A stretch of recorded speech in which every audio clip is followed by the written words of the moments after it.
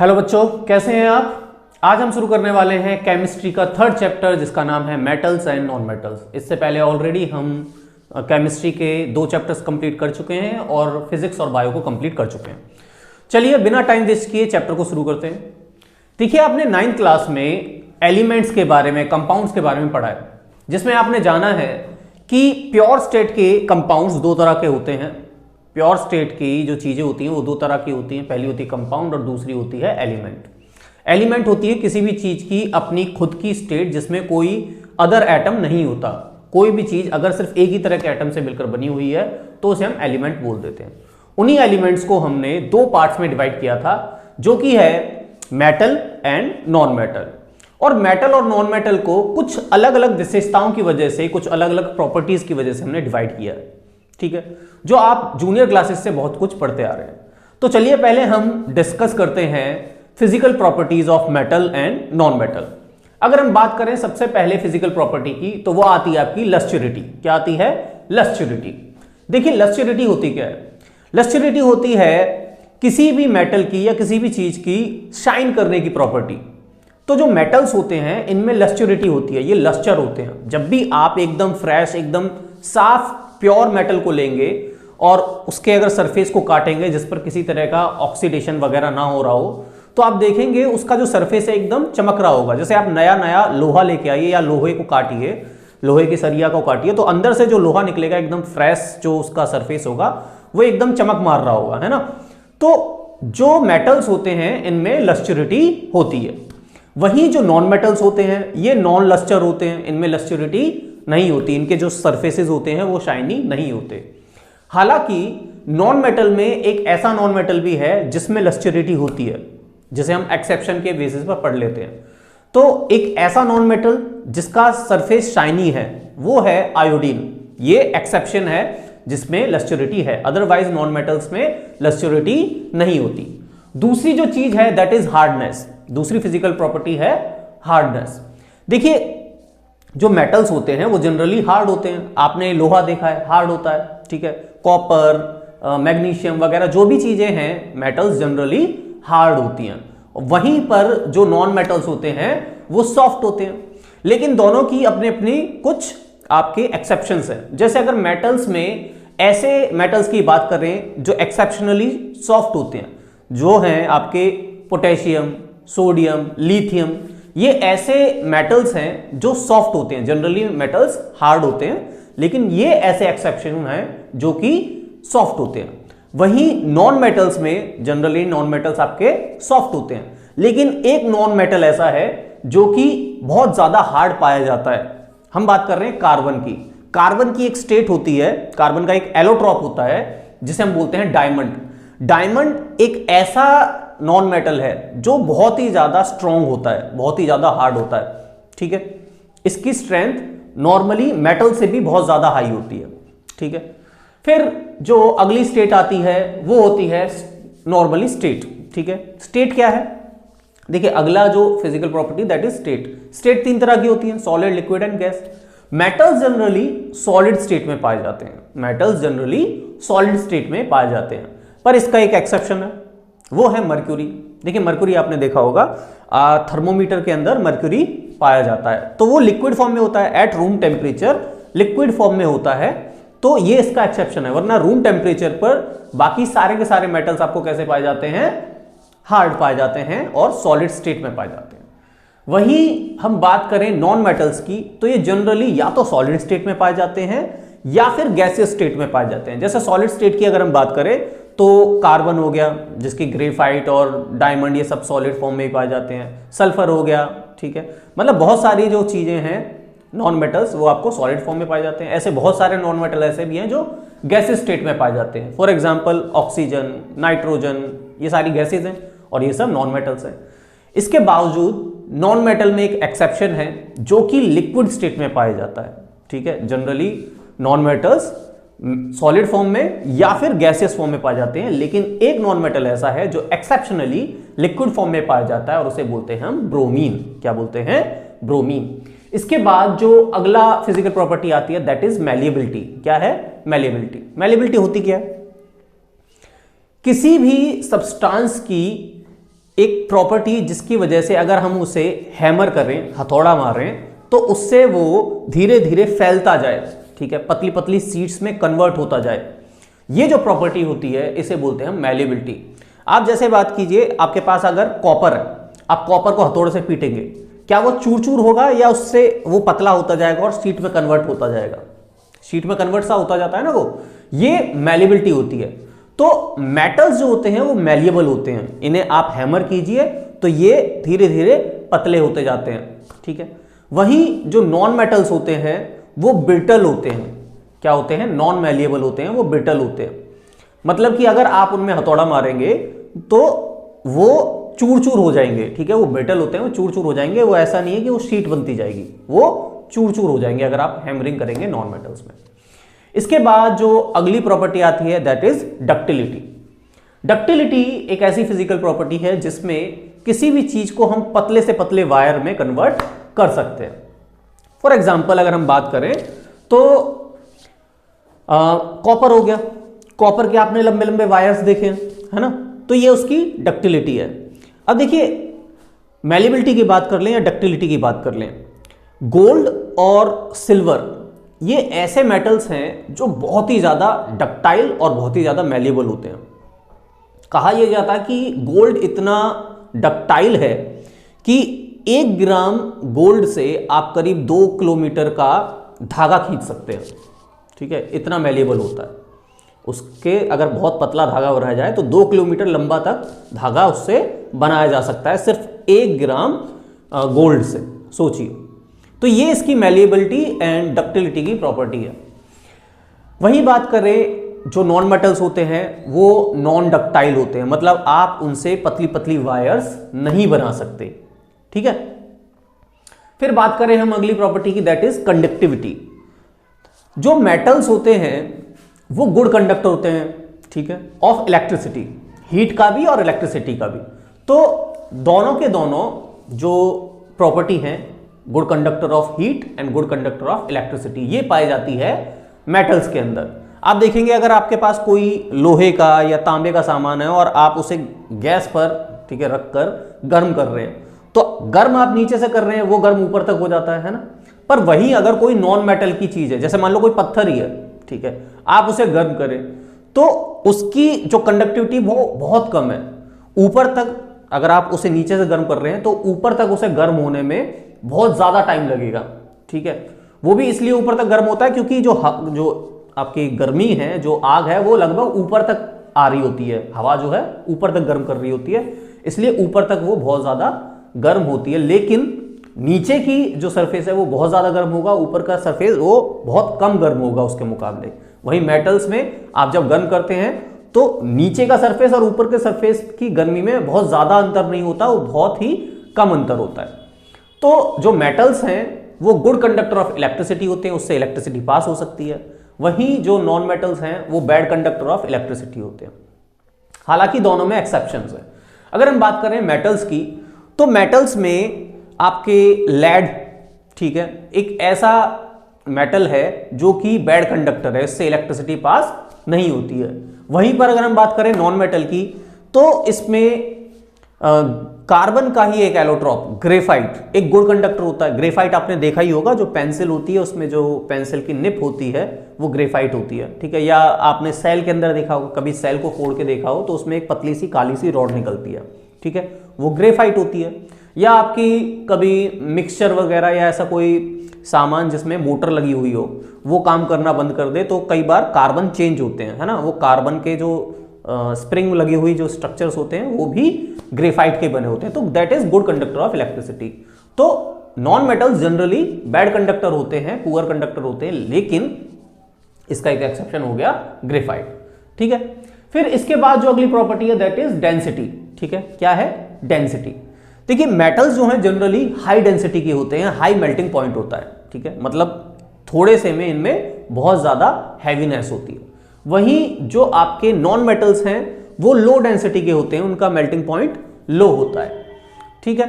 लेकिन अगर हम बात करें ऐसे मेटल्स की जिनकी डेंसिटी लो होती है, तो ऐसे मेटल्स हमारे हो गए पोटेशियम या लिथियम, ठीक है, इनकी डेंसिटी लो होती है। या मर्क्यूरी की बात कर लें, इनकी डेंसिटी लो होती है। ठीक है, चलिए इसके बाद जो चीज है दैट इज सोनोरिटी। ठीक है, सोनोरस क्या है कि ये एक ऐसी प्रॉपर्टी है जिसमें जब हम किसी एक सब्सटेंस को लगभग उसी प्रॉपर्टी वाले सब्सटेंस से अगर पीटते हैं तो उससे बेल जैसी साउंड आती है, जैसे घंटी बजती है ना, उस घंटी जैसी साउंड आती है। और ये घंटी जैसी साउंड की प्रॉपर्टी सोनोरिटी, जिसे हम सोनोरस बोल रहे हैं, ये सोनोरस मेटल्स की एक स्पेसिफिक प्रॉपर्टी है। आपने देखा होगा मेटल्स को अगर मेटल के साथ पीटा जाए तो उससे वो घंटी वाली आवाज आती है। आपके स्कूल में वो हाथों से बजाने वाली घंटी होगी या इलेक्ट्रॉनिक बेल हो, ठीक है, उसमें सब चीजें मेटल की होती है। जब मेटल से मेटल टकराता है तो वो घंटी वाली आवाज आती है। कभी आपने देखा है कि अगर आप लकड़ी में लकड़ी मारो तो वो घंटी जैसी आवाज आएगी? नहीं आएगी, है ना, क्योंकि वो क्या है, नॉन मेटल्स है। नॉन मेटल्स को अगर आप टकराते हो तो उसमें वो बेल जैसी साउंड नहीं आती। That means non metals sonorous नहीं है, बल्कि मेटल्स सोनोरस हैं। ठीक है, इसका कोई एक्सेप्शन नहीं है। लास्ट जो चीज आती है वो है ऑक्साइड। आप मेटल्स का जो ऑक्साइड बनाते हैं, ठीक है, जब भी ऑक्सीजन से रिएक्शन होगी तो मेटल्स का जो ऑक्साइड बनता है वो जनरली बेसिक इन नेचर होता है। Metal oxide generally basic in nature होता है। वहीं पर जो नॉन मेटल्स होते हैं उनके oxide generally acidic in nature होते हैं। और इस चीज को हमने लास्ट चैप्टर में भी देखा है, जब हमने न्यूट्रलाइजेशन रिएक्शन की थी तो उसी में दो केसेस अलग से पढ़े थे, जिसमें मेटल ऑक्साइड और नॉन मेटल ऑक्साइड की रिएक्शन करके देखी थी, और वो जनरली अपनी न्यूट्रलाइजेशन के प्रोसेस दे रहे थे। तो वहां पर सिद्ध हो जाता है, वहां पर प्रूव हो जाता है कि नॉन मेटल ऑक्साइड एसिडिक होते हैं और मेटल ऑक्साइड बेसिक होते हैं। इतनी सी बात आपको, ये जो फिजिकल प्रॉपर्टीज की बात है, आई थिंक आपको क्लियर होगी होंगी, राइट। चलिए, अगर इतनी बात क्लियर होगी तो आगे बढ़े। अब बात करते हैं हम केमिकल प्रॉपर्टीज की। अब सबसे पहले केमिकल रिएक्टिविटी में बात करते हैं ऑक्सीजन के साथ रिएक्शन की। मेटल्स ऑक्सीजन के साथ मोस्टली अच्छे रिएक्शन देते हैं, ठीक है, गुड रिएक्शन देते हैं। ठीक है, मेटल्स में ना कैटेगरी डिवाइडेड है। आपको सबसे पहले रिएक्टिविटी सीरीज पता होनी चाहिए। रिएक्टिविटी जो सीरीज है, ये सीरीज है डिक्रीजिंग ऑर्डर ऑफ रिएक्टिविटी की। सबसे ऊपर का जो मेटल है वो बहुत ज्यादा हाई रिएक्टिव है, वो सबके साथ बहुत जल्दी से रिएक्शन दे देता है। और जैसे जैसे आप नीचे आते जाएंगे वैसे वैसे इसकी रिएक्टिविटी कम होती जाएगी, इनकी रिएक्शन पावर कम होती जाएगी। ठीक है, इनके बेसिस पर आप देखेंगे कि बहुत सारी चीजें आप आराम से एक ही साथ समझ लेते हैं। जैसे अगर सबसे पहले बात करें ऑक्सीजन की, ऑक्सीजन के साथ रिएक्टिविटी की, तो मेटल्स जो आपको शुरुआत के ऊपर के दो मेटल्स नजर आ रहे हैं, that is potassium and sodium, ये दोनों मेटल्स ऑक्सीजन के साथ वाइग्रसली रिएक्ट करते हैं। अगर आप इन दोनों मेटल को इसी तरीके से ओपन एयर में ऐसे खुला छोड़ देंगे तो ये झट से आग पकड़ लेंगे, ये इतने रिएक्टिव होते हैं। ठीक है, अब आग क्यों पकड़ लेंगे आप सोचेंगे। देखिए, किसी भी चीज की बर्निंग का क्या मतलब होता है कि आप थोड़ी सी उसे हीट दें और एयर की ऑक्सीजन की प्रेजेंस में उससे हीट निकले, यही होता है। मतलब आप ऑक्सीजन के साथ उस सब्सटेंस का रिएक्शन करा रहे हैं और साथ ही साथ थोड़ी बहुत हीट दे रहे हैं, उसकी वजह से उसकी बर्निंग हो रही है, ऐसा ही होता है। अब क्योंकि ये मेटल्स सोडियम और पोटेशियम बहुत ज्यादा हाई रिएक्टिव हैं, तो जो रूम टेम्परेचर है इसी हीट से और जो एयर में ऑक्सीजन प्रेजेंट है उसी ऑक्सीजन की हेल्प से ये आग पकड़ लेता है। मतलब इतने ज्यादा ये रिएक्टिव है। ठीक है, और क्योंकि ये रिएक्टिव है तो मेटल ऑक्सीजन के साथ मिलकर मेटल ऑक्साइड्स देते हैं। तो सोडियम ऑक्साइड मिल जाता है आपको, पोटेशियम ऑक्साइड मिल जाता है। इसीलिए क्योंकि ये बहुत ज्यादा हाई रिएक्टिव है ऑक्सीजन के साथ, हवा में भी ऐसे रिएक्ट कर जाते हैं, इसलिए इनका हवा से एयर कट ऑफ हो जाए, इन मेटल्स को हम कैरोसिन ऑयल के अंदर डिप करके रखते हैं ताकि एयर इन तक ना पहुंचे और इनमें आग ना लगे। ठीक है, चलिए इसके बाद जो आप आगे मेटल देख रहे हैं, कैल्शियम से लेकर आयरन तक, ये ऐसे मेटल्स हैं जो कि थोड़े बहुत रिएक्ट तो करते हैं, मतलब इनकी रिएक्शन पावर पोटेशियम जैसी सोडियम जैसी नहीं है, लेकिन हाँ ये बर्न होते हैं, इनमें आग लगती है। अगर आप इनमें आग लगाएं तो इनमें आग लगती है। और चैप्टर 1 में एक एक्टिविटी भी है जिसमें आप मैग्नीशियम रिबन में आग लगाकर भी देखते हैं, जिससे डेजलिंग व्हाइट स्पार्कल निकलता है। तो हाँ, इन मेटल्स में आग लगती है, हालांकि इतनी तेजी से नहीं लगती जितनी तेजी से पोटेशियम सोडियम में लगती है, लेकिन हाँ ये आग पकड़ते हैं।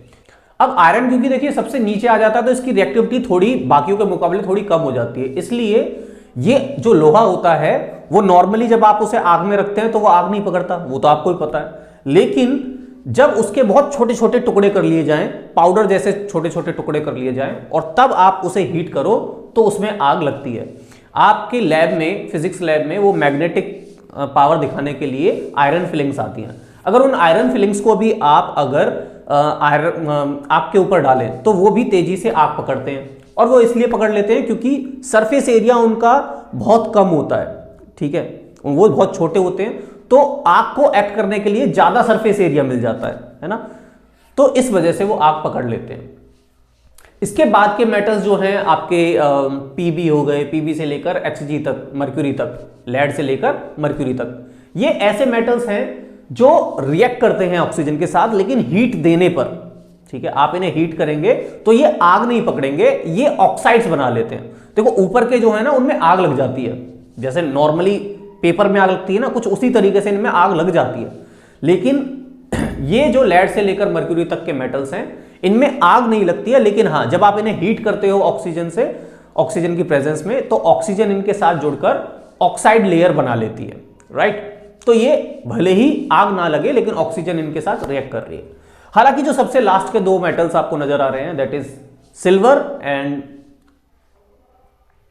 हालांकि जो लास्ट के दो मेटल्स आपको नजर आ रहे हैं that is silver and gold, ये अनरिएक्टिव हैं, ये रिएक्ट नहीं करते हैं, ठीक है। तो ये है ऑक्सीजन के साथ रिएक्शन इनकी।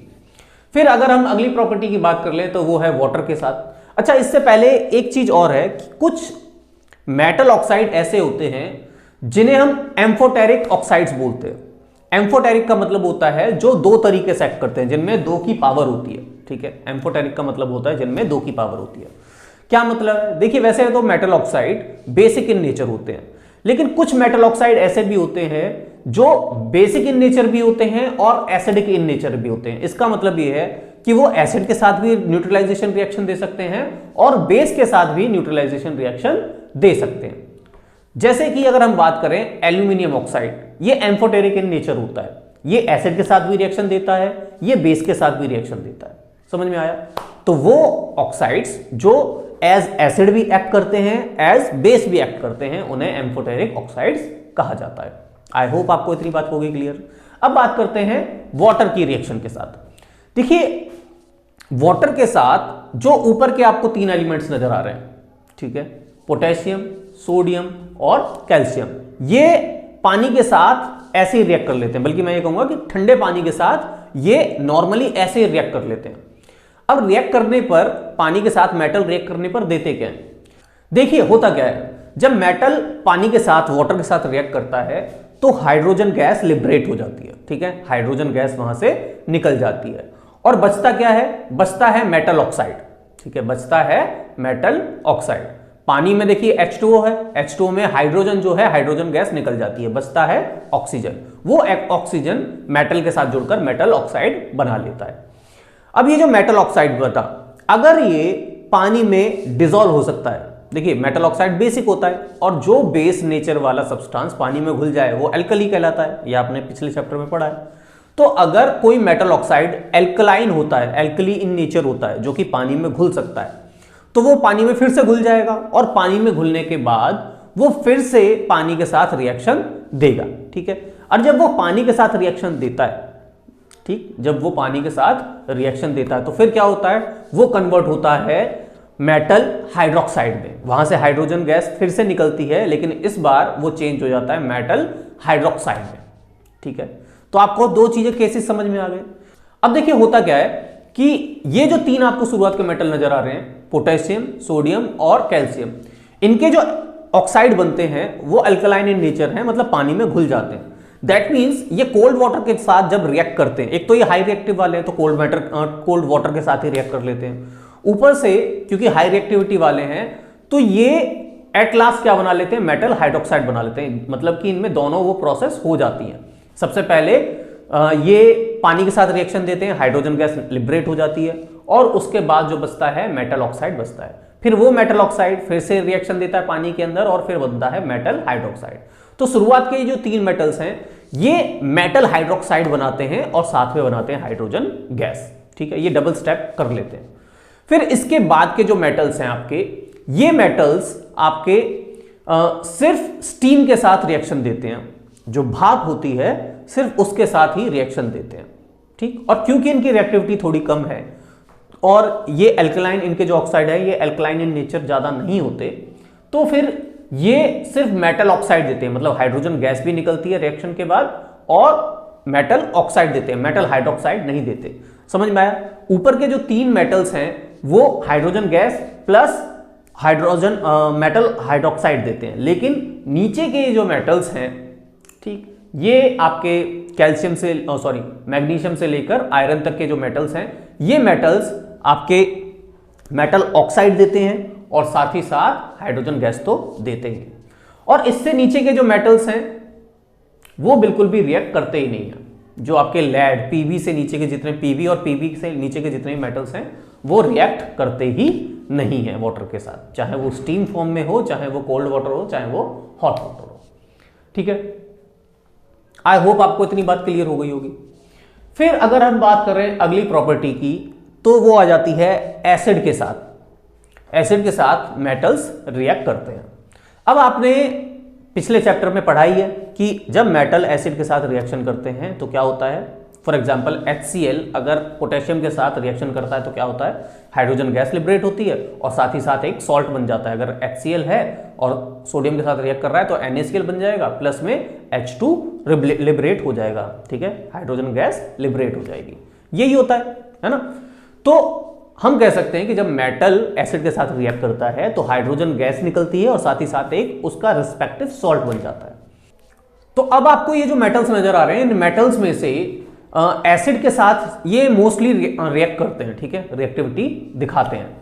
अब ये रिएक्टिविटी कैसे दिखाते हैं, ऊपर के ये जो मेटल्स हैं आयरन तक, ये आयरन तक के मेटल्स लगभग आपके डाइल्यूट एसिड के साथ भी रिएक्ट कर जाते हैं और डाइल्यूट एसिड के साथ रिएक्ट करने के बाद वही हाइड्रोजन गैस लिबरेट करते हैं और साथ ही साथ एक सॉल्ट बना लेते हैं, ठीक है। ये आयरन तक के जितने भी मेटल हैं। इसके बाद के जो मेटल्स हैं आपके पीवी से, मतलब कि लेड से लेकर नीचे तक के, ठीक है, नीचे के 2 छोड़ दीजिए, उन मेटल्स में जो रिएक्टिविटी होती है वो सिर्फ कॉन्सेंट्रेटेड एसिड के साथ होती है, ठीक है। ये जो आपके 3 मेटल्स हैं Pb, Cu और Hg, ये 3 मेटल्स ऐसे हैं जो कि सिर्फ कॉन्सेंट्रेटेड एसिड के साथ रिएक्शन देते हैं, हाइड्रोजन गैस लिबरेट करते हैं और साथ ही साथ एक सॉल्ट बन जाता है। फिर हम बात करें लास्ट के 2 मेटल्स की, सिल्वर की और गोल्ड की, तो ये एसिड के साथ रिएक्शन नहीं देते हैं। क्योंकि ये एसिड के साथ रिएक्शन नहीं देते हैं तो आपने देखा होगा कि जब आप सुनार के पास पुराना कोई जेवर गहना लेकर जाते हैं या आपके मम्मी या पापा लेकर जाते हैं साफ सफाई करवाने के लिए, तो वो उसकी साफ सफाई एक अलग सब्सटेंस से, एक अलग लिक्विड से करता है। उस लिक्विड को बोलते हैं हम रॉयल वाटर, ठीक है, नॉर्मली उसे बोल देते हैं रॉयल वाटर और साइंटिफिकली उसे बोलते हैं हम एक्वा रीजिया, ठीक है, बोलते हैं एक्वा रीजिया। अब ये जो रॉयल वाटर है या एक्वा रीजिया है, ये है क्या? देखिए, ये ना नाइट्रिक एसिड और हाइड्रोक्लोरिक एसिड का एक मिक्सचर होता है। ये नाइट्रिक एसिड और हाइड्रोक्लोरिक एसिड का एक मिक्सचर होता है। जब हम इससे साफ सफाई करते हैं, हम क्या, वो सुनार करता है, जब सुनार इससे साफ सफाई करता है तो ऊपर की जो लेयर है वो गोल्ड की हो या सिल्वर की हो, ऊपर की लेयर उसमें घुल जाती है क्योंकि ये उसके साथ रिएक्ट नहीं करता, लेकिन ये जो रॉयल वाटर होता है ये उसे घोल जरूर लेता है, ठीक है, इसमें डिसॉल्व हो जाता है वो मेटल, ठीक है ना। ये जो आयरन है, ये आयरन बोल रहा हूं, सॉरी, ये जो गोल्ड है और जो सिल्वर है ये रॉयल वाटर में डिसॉल्व हो जाते हैं, रिएक्शन नहीं दे रहे। अगर रिएक्शन दे रहे होते तो फिर इससे साफ सफाई नहीं हो रही होती, है ना। हालांकि इसमें चलिए देखिए, जो भी है वो सुनार का अपना तरीका है, वो देखिए आपसे साफ सफाई करने के भी रुपए ले लेता है ना। जब वो आपके गहना साफ कर रहा होता है तो आपसे उससे गहने को साफ करने के रुपए भी ले लेता है और उसके अंदर उस साफ करते वक्त वो जो आपकी गहने के ऊपर की जो लेयर है, चाहे वो सिल्वर का हो या गोल्ड का हो, वो उस जो लिक्विड है उसके अंदर आ भी गया, बाद में वो धीरे धीरे उसे एक्सट्रैक्ट भी कर लेते हैं, है ना। वो उनका खैर अपना बिजनेस है, हम उसमें क्यों पड़े, बट दोनों ओर से आपका घाटा ही होता है। आपका वो जो गहना है वो भी कम वेट का होने लगता है और आप पैसे भी देते हैं अपनी ओर से। खैर, आपको इतना समझ में आया एक्वा रीजिया क्या है, ये एक नंबर में अक्सर पूछ लिया जाता है, ठीक है। तो आई होप आपको एसिड के साथ रिएक्शन समझ में आ गई। इसके बाद जो चीज आती है वो है मेटल और नॉन मेटल की रिएक्शन। देखिए, आपने सिंपल सा पता है आपको कि मेटल्स जो हैं इनमें इलेक्ट्रॉन ज्यादा होते हैं। अगर आप इनकी इलेक्ट्रॉनिक कॉन्फ़िगरेशन देखें तो ऑक्टेट से इनके पास इलेक्ट्रॉन ज्यादा होते हैं। फॉर एग्जांपल Na ले लीजिए, सोडियम के पास जो आउटर मोस्ट इलेक्ट्रॉन है वो है 1, मतलब अगर उसके इलेक्ट्रॉनिक कॉन्फ़िगरेशन देते हैं तो लिखा होता है 281। दैट मीन्स जो पहला सेल है उसका 2 वो कंप्लीटली फिल्ड है, जो दूसरा सेल है उसका 8 वाला वो ऑक्टेट से कंप्लीटली फिल्ड है, जो थर्ड सेल है उसमें सिर्फ 1 है, 1 इलेक्ट्रॉन है। अब या तो वो 7 इलेक्ट्रॉन ले ले एक ऑक्टेट कंप्लीट करने के लिए, उसे 7 इलेक्ट्रॉन कहीं से मिल जाए, या फिर वो 1 इलेक्ट्रॉन डोनेट कर दे ताकि उसका जो आउटर मोस्ट जो सेल है उसमें कंप्लीटली फिल्ड रहे, मतलब कि जो अंदर वाले 8 हैं वो पूरे पूरे भरे रहें, क्योंकि ऑक्टेट जो है वो ज्यादा स्टेबिलिटी रिप्रेजेंट करता है, ठीक है। क्या इजी है उसके लिए, 7 लेना या 1 देना? 1 देना। तो उसके पास हम कह सकते हैं एक्सेस में 1 इलेक्ट्रॉन ज्यादा पड़ा हुआ है, ठीक है। तो वो क्या करता है, जो मेटल होते हैं वो जितने उनके पास इलेक्ट्रॉन एक्सेस में होते हैं वो उन्हें डोनेट करते हैं, ठीक है। और जब कोई चीज डोनेट की जाती है, देखिए मेटल पर जो इलेक्ट्रॉन है, इलेक्ट्रॉन डोनेट किया जा रहा है, उस पर चार्ज कैसा होता है? नेगेटिव चार्ज उस पर होता है, नेगेटिव। अगर किसी चीज पर से नेगेटिव चार्ज चला गया तो वो किस पर हो गया? वो पॉजिटिव हो गया, उस पर क्या हो गया? पॉजिटिव हो गया, क्योंकि ओवरऑल वो न्यूट्रल होता है। एक जो एटम है वो ओवरऑल न्यूट्रल होता है। तो जो न्यूट्रल है वो किस वजह से है? एक अगर इलेक्ट्रॉन है तो एक ही उसके अंदर प्रोटॉन होगा, राइट। अगर उसके अंदर 1 इलेक्ट्रॉन है तो उसे न्यूट्रलाइज करने के लिए उसके अंदर 1 प्रोटॉन होगा। 1 इलेक्ट्रॉन का 1 नेगेटिव, 1 प्रोटॉन का 1 पॉजिटिव। जब कोई मेटल एटम 1 इलेक्ट्रॉन डोनेट कर रहा है तो उसमें से 1 माइनस का चार्ज निकल गया, लेकिन उसे बैलेंस करने वाला उसमें पॉजिटिव चार्ज तो बच गया। दैट मीन्स उस पर क्या चार्ज आ जाएगा? पॉजिटिव चार्ज आ जाएगा। वहीं जो नॉन मेटल्स होते हैं जनरली इनमें इलेक्ट्रॉन्स की कमी होती है। जैसे अगर हम बात कर लें क्लोरीन की, तो क्लोरीन का जो आउटर मोस्ट वैलेंस सेल है उसमें इलेक्ट्रॉन्स कितने हैं? 7, ठीक है। क्या इलेक्ट्रॉनिक कॉन्फ़िगरेशन है क्लोरीन की? क्लोरीन की इलेक्ट्रॉनिक कॉन्फ़िगरेशन है 287।